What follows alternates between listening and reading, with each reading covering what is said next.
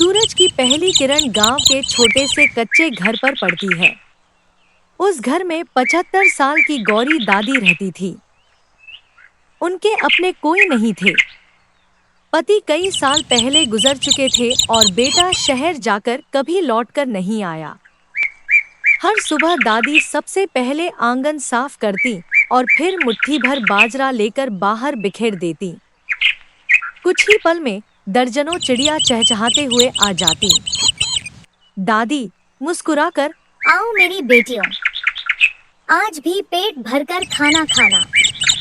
चिड़िया उनके कंधे, हाथ और आंगन में फुदकने लगती। उन्हें देखकर दादी का सूना घर भी जैसे मुस्कुरा उठता। गांव के कुछ लोग रोज दादी को चिड़ियों को दाना खिलाते देखते। एक आदमी हंसकर बोला, दादी, खुद के पास खाने को नहीं और चिड़ियों पर अनाज बर्बाद करती हो। दूसरा बोला, इन चिड़ियों से तुम्हें क्या मिलेगा? दादी मुस्कुराई। दादी, बेटा, जो प्यार देता है उसे भगवान किसी न किसी रूप में लौटाकर जरूर देता है। लोग हंसते हुए चले गए, लेकिन दादी ने अगले दिन भी दाना डालना नहीं छोड़ा।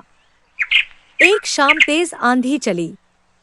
अचानक एक छोटी गौरैया घायल होकर दादी के आंगन में गिर पड़ी। दादी तुरंत दौड़ी। दादी, अरे मेरी बच्ची, डर मत, मैं हूँ। उन्होंने हल्दी लगाई, पानी पिलाया और पुराने कपड़े से छोटा सा घोंसला बना दिया। कई दिन तक दादी उसकी सेवा करती रहीं। धीरे धीरे गौरैया उड़ने लगी। उड़ने से पहले वह दादी के सिर पर बैठी और जैसे धन्यवाद कहकर आसमान में उड़ गई। दादी की आंखों में खुशी के आंसू थे। अब रोज नई नई चिड़िया आने लगी। दादी ने पेड़ों पर मिट्टी के छोटे छोटे घोंसले टांग दिए। पुराने बर्तन में पानी भरकर रखा। धीरे धीरे उनका घर पूरे गांव में दादी का चिड़ियाघर कहलाने लगा। सुबह शाम सैकड़ों चिड़ियों की मीठी आवाज पूरे गांव में गूंजती। बच्चे दूर दूर से उन्हें देखने आने लगे। गांव का लालची जमींदार भैरव सिंह एक दिन वहां पहुंचा। उसने देखा कि लोग दादी के घर आ रहे हैं। वह गुस्से से बोला, भैरव सिंह, यह जमीन मेरी नजर में है। यहाँ बड़ा गोदाम बनेगा। इन पेड़ों और चिड़ियों का अब अंत होगा। दादी हाथ जोड़कर बोली, दादी बेटा, ये पेड़ मत कटवाना, इन मासूम चिड़ियों का घर उजड़ जाएगा। भैरव सिंह हंस पड़ा। भैरव सिंह, मुझे चिड़ियों से नहीं, पैसों से मतलब है। यह कहकर वह अपने आदमियों के साथ चला गया। दादी की आंखों में चिंता साफ दिखाई दे रही थी। उन्हें डर था कि कहीं उनका चिड़ियाघर हमेशा के लिए न उजड़ जाए। अगली सुबह सूरज निकलने से पहले ही भैरव सिंह अपने 5 आदमियों के साथ दादी के घर पहुंचा। उनके हाथों में कुल्हाड़ियां और आरी थी। एक आदमी चिल्लाया, चलो, पहले ये बड़े पेड़ काटो। पेड़ों पर बैठी सैकड़ों चिड़िया घबराकर जोर जोर से चहचहाने लगी। दादी दौड़ती हुई आई। दादी रोते हुए, बेटा, भगवान के लिए मत काटो, ये पेड़ नहीं, इन मासूमों का घर है।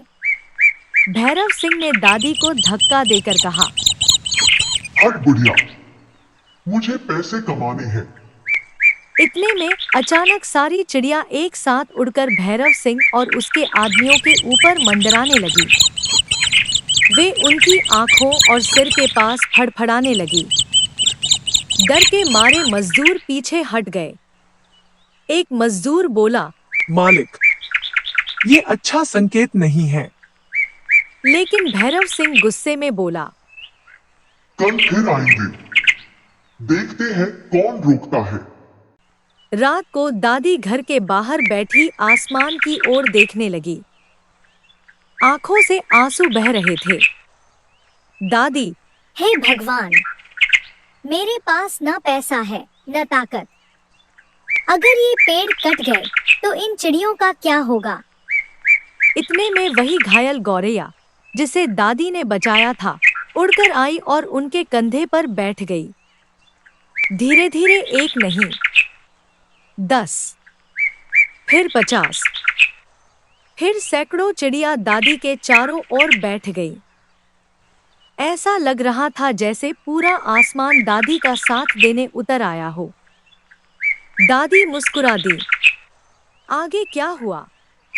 क्या दादी अपना चिड़ियाघर बचा पाएंगी? यह जानने के लिए कल देखिए भाग 2। अगर कहानी पसंद आई हो तो वीडियो को लाइक करें, चैनल को सब्सक्राइब करें और बेल आइकन जरूर दबाएं। मिलते हैं अगले भाग में। नमस्कार।